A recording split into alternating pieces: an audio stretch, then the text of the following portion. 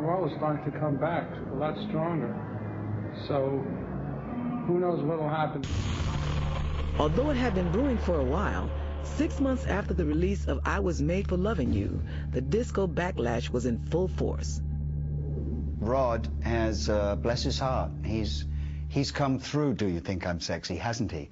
So it was just a blip in his career, which obviously made him very popular, but he really saw the backlash of that. While several rock acts found success fusing disco and rock, others who had no business trying to interpret the genre were fanning the already growing bonfire. I looked at it as everybody hopping on the bandwagon. I mean, that's why I started to get fed up with it myself. And, you know, Ethel Merman, and I don't want to start mentioning a lot of other names, but, you know, when everybody thought, oh, you just have to put a 4/4 bass drum or let Tom Moulton mix it and you'd have a disco hit, you know, I didn't particularly like that. The whole thing became self-conscious, and all of a sudden everybody was trying to make a record that would happen in the clubs. After a period of time, the disco movement went a little too far or became too simple.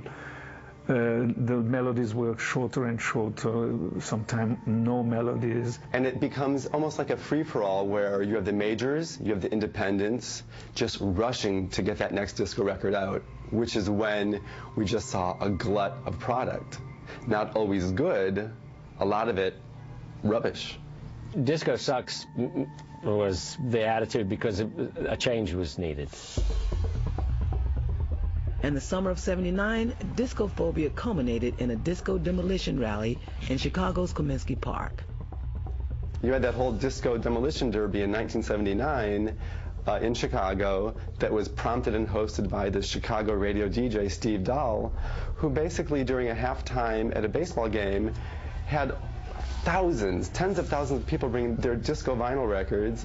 You know, it's reported that over 100,000 vinyl records were burned and smashed, and this then caused a riot.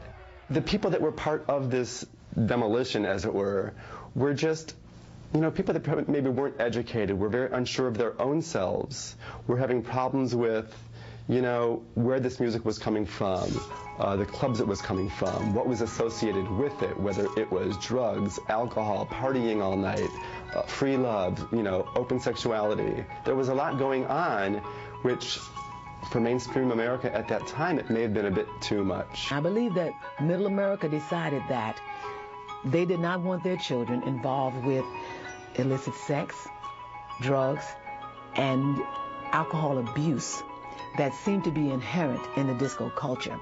Therefore, they decided they didn't want their children involved with disco music, and disco music began to wither and fade away. Quotes like disco sucks and backlash against disco was basically homophobia.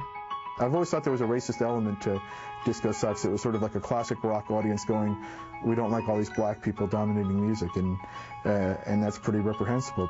The rock critics, you know, just had this, you know, conservative reaction to it, that, you know, that they felt that, you know, the culture was being, you know, somehow wrested away from them, and, you know, there was just a tremendous racist and homophobic reaction to it. The thing had just begun to turn in 1980. They had done that Disco Sucks thing and burning all those records.